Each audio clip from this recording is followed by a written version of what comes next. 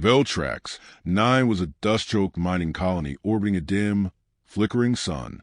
Its skies were stained ochre with chemical haze, and its surface was scarred by endless pits drilled by enslaved hands. Once a haven for settlers dreaming of a fresh start, it had long since been claimed by the Galactic Empire, repurposed into a fortress of extraction and fear. In the settlement wayside, the smell of ion burn and sweat clung to every wall, and silence had become the preferred language of survival. Alira Ward was one of the few who still spoke. A teacher by profession, she taught children beneath flickering lights in a makeshift school carved into a decommissioned ore silo. Her voice was steady, her eyes unwavering, and despite the curfews, inspections, and disappearances, she smiled often. Those who truly knew her said it wasn't hope that kept her going, but defiance. She read banned poetry aloud to her students when she thought no one was listening, told ancient Earth stories about freedom, and stitched coded phrases into the fabric of her classroom banners. The Empire saw her as harmless. That would change. Rumors began to seep through the colony like oil through cracked stone. Talk of a planned insurrection, of weapons smuggled through supply routes, of rebels seeking to ignite rebellion where despair had settled like rot. The Empire, ever paranoid, began its purges. Informants were rewarded with rations. Resistance was met with vaporization. The crackdown was swift, indiscriminate, and deliberate. One evening, the soldiers came for Alira. She was dragged from her classroom mid-lesson, chalk still on her fingers. The children didn't cry. They'd been taught better. Outside, Empire troopers paraded her through the streets like a trophy. No formal charges were read aloud. Only the commander, Tarsus Run, a tall, skeletal figure with voice like dry rust, announced to the crowd that justice would be served. They built the gallows in the square by morning. Old tech, wood and rope, a symbol meant to humiliate more than execute. The crowd was forced to watch, assembled under threat of stun batons and plasma rifles. Mothers shielded their children's eyes. Others dared not blink. Alira stood tall despite the bruises on her face. Her eyes scanned the crowd not with fear, but with fierce calm, as if she were memorizing their faces for something yet to come. She was dressed in the same dark coat she always wore to class, now torn at the seams. Her hair, once neatly pinned, hung in tangled defiance. Tarsus stepped forward and read a list of crimes from a digital tablet. Treason, sedition, aiding insurgents, dissemination of anti-empire literature. Alira raised her chin. And teaching children to read, she said, loud enough that her voice echoed through the square. A murmur passed through the watchers, quickly silenced by the hum of raised rifles. Tarsus's eyes narrowed. Any last words, traitor? She looked beyond him, past the execution platform and the line of guards. Her gaze settled somewhere in the crowd, a spot no one else could quite place. Her lips moved, almost too softly to hear. He'll come. The lever was pulled. A gasp rang out as the body dropped, then silence thick enough to strangle. Alira Ward hung limp, a symbol now, as the Empire intended. The children were escorted away, heads down. Citizens were ordered to return to work. No one saw the man in the long cloak disappear into the alley behind the supply depot. No one noticed a shadow that stood motionless through the entire execution, shoulders squared, face unreadable beneath the hood. He vanished like smoke, leaving no trace except for a faint indentation in the dust where he had stood, unmoving for hours. In the control tower, Commander Tarsus watched the footage back with satisfaction. Another rebel extinguished, order reaffirmed. He tapped his gloved fingers against the console and sipped from a crystal vial of imported liquor. Behind him, one of his lieutenants hesitated. Sir, there was no confession, no network broadcast, just a public hanging. Tarsus shrugged. The body was a message, but the message was not complete. Outside the settlement walls, in a forgotten crevice of the eastern ridge, a transmission dish adjusted by a fraction of a degree. Deep beneath it, in a camouflage shelter built before the Empire's conquest, a biometric lock hissed open for the first time in years. Inside, the lights activated, revealing racks of weapons sealed in vacuum cases, a sniper rifle mounted like a relic on the wall, and a black combat suit folded with surgical precision. In the center of the chamber, stood a man with hollow eyes and clenched fists. His name was Dane Ward. Most thought him dead, killed in a covert mission long before the Empire arrived on Veltrax 9. They were wrong. He watched the execution replay from 3 angles. He didn't flinch. He didn't speak. But something in him shifted, something buried under years of silence and blood. He reached for the rifle. Dust scattered from the grip as his fingers wrapped around it. Far above, an Empire patrol drone blinked and powered down, its systems fried with surgical precision. And somewhere within the Empire's vast data network, a new signal pulsed to life. A single line of code repeating across the black. You hanged the wrong woman. The storm outside howled like the ghosts of fallen soldiers. Inside the underground shelter, Dane Ward stood beneath cold lights that flickered against the steel walls. His breath was slow and measured, the kind of control that took years to forge. On the display before him, Elira's execution replayed again and again, each frame etched into him like a blade dragged across bone. He didn't blink, didn't flinch. He was far beyond grief. He dismantled the rifle on instinct. Hands that once shattered records for precision kills now moved without conscious thought. Cleaning, reassembling, calibrating. The weapon had a name etched in the barrel. Seraphim. He'd built it himself during the war, piece by brutal piece. It had never missed. And now it would speak again. He moved next to the combat suit. Matte black with built-in heat dampeners, sensor disruption fields, and old Terran upgrades the Empire never fully understood. He stepped into it like stepping back into a forgotten identity. The HUD blinked alive across his eyes, syncing with the shelter's mainframe. A soft chime followed, AI companion Nyx Online. Her voice, gentle and clinical, filled the space. Vitals stable.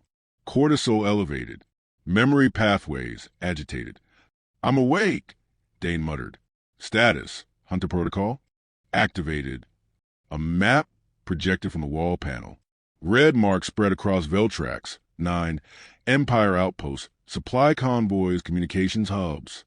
But only one mark pulsed yellow, Commander Tarsus, the man who had signed Elira's death warrant, the first name on the list. Dane uploaded the last 10 years of surveillance data Nyx had quietly harvested. Elira's routines, movement patterns, interactions. His jaw clenched. She had been under surveillance for months, tagged by facial recognition software he had once helped design. The Empire had known who she was to him. They killed her anyway. That made it personal. That made it war. He emerged from the ridge bunker at nightfall, moving through the canyons like a wraith. His presence was a rumor, a cold breath on the back of the Empire's neck.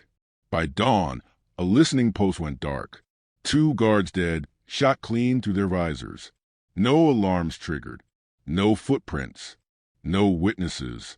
Only a small piece of fabric left behind.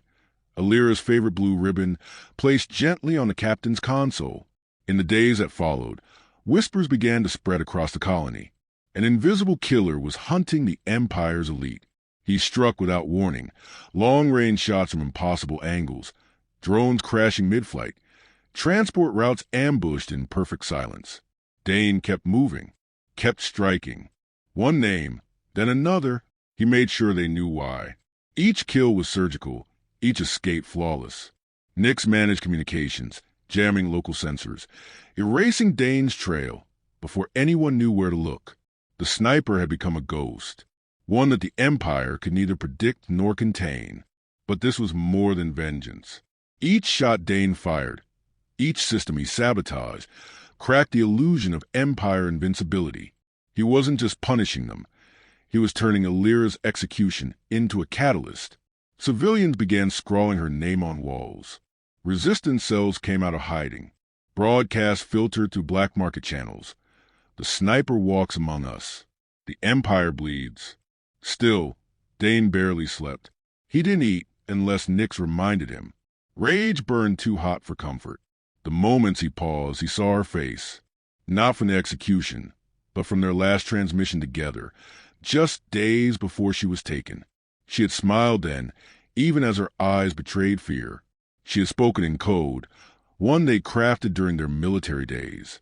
A phrase she used only once. The sky is made of glass. It meant she was compromised, but staying strong.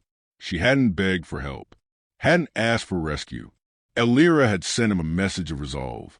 She had died as she lived, defiant, unbroken. He owed her nothing less than a reckoning. Tarsus wasn't hiding. The Empire didn't run from ghosts. It hunted them. But Dane knew better. Tarsus was baiting him, using civilians as shields, placing patrols near hospitals, schools, food dispensaries. It was a chess move made by tyrants who believed their power exempted them from consequence. Dane didn't rise to it. He waited. He spent nights in silence, staring through a scope for hours without moving, breathing in rhythm with the wind, heartbeat aligned with the pulse of distant lights. The wait was always longer than the shot, and when he finally pulled the trigger, it wasn't anger that guided him. It was discipline. It was memory. It was the echo of her voice in the hollow of his soul. One evening, as the twin moons rose over the western horizon, Dane infiltrated a mid-tier security station. He left the guards untouched, bypassed lethal options, and hacked the broadcast node. For the first time since Elira's death, her face filled every screen on Veltrax 9. Not the footage of her hanging, but a message she had recorded years ago, meant for her students. In it, she spoke of freedom, of history, of kindness. She spoke about human dignity like it was something sacred, and then the signal cut, replaced by a single static image. The Empire's crest, split in half by a bullet hole. That night, 3 more officials were executed in their homes. Tarsus watched the reports pile up with clenched teeth. His composure cracked. He ordered sweeps, mass arrests, curfews. And still, no sign of the sniper. Fear had taken root. And fear was the first thread to unravel any empire. Dane stood alone on the highest ridge outside Wayside, watching the lights flicker below. He didn't feel triumph, only momentum. The list was far from complete. Nyx's voice whispered in his ear. Target movement detected. Commander Tarsus departing Central Compound in 2 days. Destination? Public parade in Sector Alpha. Civilians required to attend. Dane's eyes narrowed. Then we'll make it unforgettable. The first body was discovered face down in a hydroponics vat, a single bullet lodged in the base of his skull. Lieutenant Halloran, known for overseeing civilian interrogations with joyless precision, had vanished from his transport without alert. No breach alarms. No missing equipment. His escort team, still strapped into their seats, remembered nothing. Only the momentary flicker of a calmed blackout. Surveillance footage cut out for exactly 4.7 seconds. When it returned, Halloran was gone. The Empire's command structure didn't panic. Not yet. 1 death, even unusual, could be managed, explained, buried. But then it happened again, and again. 3 days later, Major Clive was executed in his penthouse on Orbital Station 7. Not a shot fired. Instead, his oxygen filtration unit was reprogrammed to emit a slow-release neurotoxin, coded to trigger only when his heartbeat passed 72 beats per minute. A kill calibrated with surgical cruelty. And left on his desk, a paper-thin sheet of synth glass bore a message in Old Terran script. You hanged the wrong woman.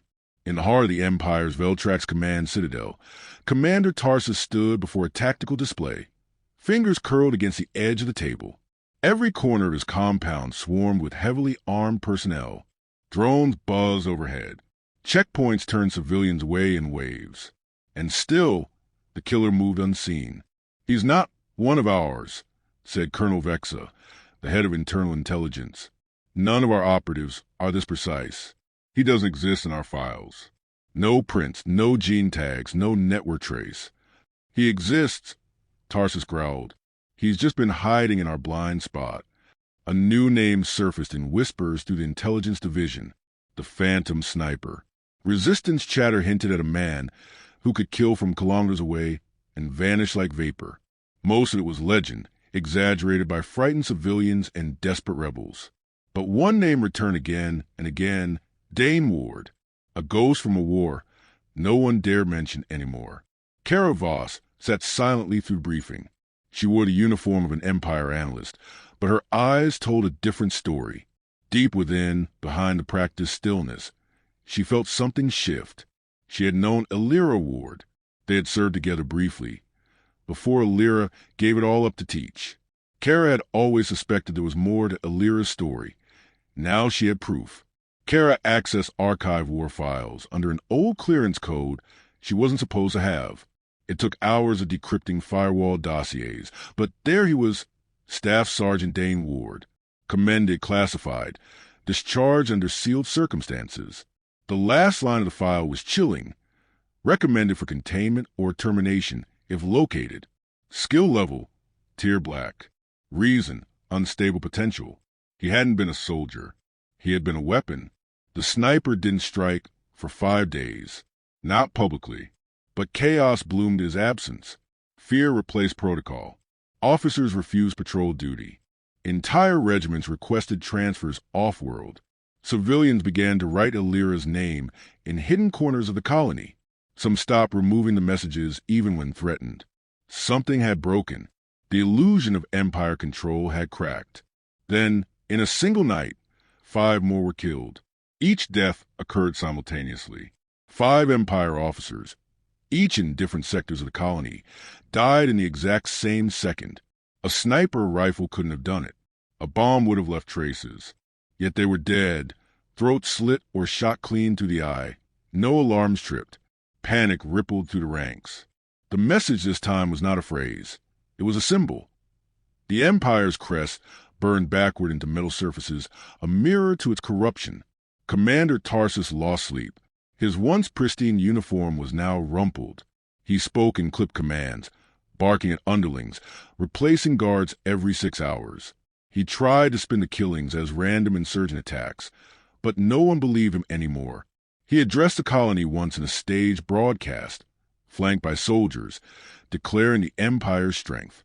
That same night, Dane infiltrated the broadcast facility and looped footage of the execution again. Only this time, the screen lingered not on Illyra's body, but on the watching crowd. On Tarsus, zoomed, silent, accusatory, overlaid in bold white text. You watched. The next morning, half the broadcasting staff resigned or disappeared. The other half went silent. Inside a scavenge bunker beneath Wayside's Market District, Kara Voss tracked the sniper's movements through fragmented camera feeds and thermal echoes. She wasn't trying to stop him. Not yet. She was trying to understand him. What she found disturbed her. He avoided civilian casualties. Every death was precise, purposeful. He disabled power grids only in empty zones. He bypassed innocence with terrifying grace. And he never missed. This wasn't terrorism. This was justice, delivered with brutal artistry. Kara recorded her findings and sent them encrypted to a secure channel. She ended the file with a single line. I think I can find him. 2 days remained before the parade. An Empire event designed to reassure the people. Tarsus would appear on a fortified stage in Sector Alpha, surrounded by banners, troops, and forced cheers. Dane Ward already had the schematic. He had memorized the speaker layout, the blast-proof glass angles, and the troop rotation patterns. The kill shot would be difficult, but not impossible. He stared through a scope from a distant spire, calculating wind, humidity, and target velocity. His heart never rose above 60 beats per minute. Calm, empty, ready. In the HUD, Nix's voice broke the silence. Parade security protocols updated. Reinforced sniper shields installed. Estimated probability of shot, 46%. Then I'll move closer, Dane replied. New risk. Civilian casualties at 63% if security respond with live fire. He lowered the scope. Then I changed the plan. Miles away, Tarsus stepped into his armored transport, preparing for the event. In his breast pocket, he carried a speech, full of lies, drafted by propagandists, meant to calm the boiling tension. He rehearsed it quietly, unaware that the man he had created now stood in the dark, watching, waiting. And the phantom sniper was not aiming for chaos. He was waiting for truth to enter the crosshairs. Dawn cracked open over Sector Alpha and fractured gold and ash, casting long shadows to the haze of dust and smoke that never seemed to leave Veltrax 9. The Empire had prepared the square with meticulous care. Rows of armored soldiers lined the perimeter, rifles gleaming beneath the drone lights. Hollow screens displayed the Empire's crest in rotating firelight, a projection of strength meant to overwrite the fear that had begun to whisper through every corridor and alleyway. Commander Tarsus adjusted his high-collar jacket in the mirror of his transport. He studied his own reflection like he didn't trust the man staring back. The lines around his eyes had deepened. He hadn't slept properly in a week. He carried his speech like a shield, though he knew deep down that words would not stop what was coming. He had delayed the parade twice already, but delaying again would only confirm what everyone suspected, that he was afraid. Atop a derelict tower at the edge of Sector Alpha, Dane Ward lay prone, invisible beneath adaptive camouflage. His sniper rifle, Seraphim, hummed with barely audible readiness. The scope aligned perfectly with the transparent steel podium where Tarsus would stand. Dane had already calculated the wind drift, the angle of the sun, and the refraction distortion from the stage glass. There was a 4-centimeter vulnerability along the vertical seal between the left panel and the door frame. He had done harder shots before. His breath slowed, tuned to the quiet rhythm of inevitability. This wasn't just vengeance anymore. This was closure. Not only for Alira, for every voice silenced by fear. For every child who watched their parents disappear into black vans. For every truth buried beneath orders and uniforms. And then he saw her, Kara Voss. She stepped forward from the crowd with calm certainty, wearing civilian clothes, her Empire insignia nowhere in sight. The guards faltered, unsure whether to stop her. She kept walking, not fast, but with deliberate grace, until she stood just before the stage barricades. Her voice rang out, clear and defiant. I request immediate dialogue with Commander Tarsus. Tarsus froze mid-step, caught off guard by the disruption. The crowd's murmur grew restless, heads turning, recording devices subtly raised. His guards hesitated. Kara continued, I speak not for rebellion or sedition. I speak for the truth. And the truth is, this man killed a woman without trial, without justice, and he did it in your name. Tarsus stepped up to Mike. You're violating protocol and threatening public order. No, Kara said. I'm reminding them they still have a voice. From his perch, Dane tightened his grip. The moment was slipping. His original plan didn't include Voss. He couldn't be sure what she was doing, but whatever it was working. The crowd was no longer afraid. Tarsus's tone turned sharp. Disperse the area or force will be applied. No one's dispersing. Kara shot back. Not until you answer for what you did. You ordered Alira Ward's execution. You called it justice. Tell them why.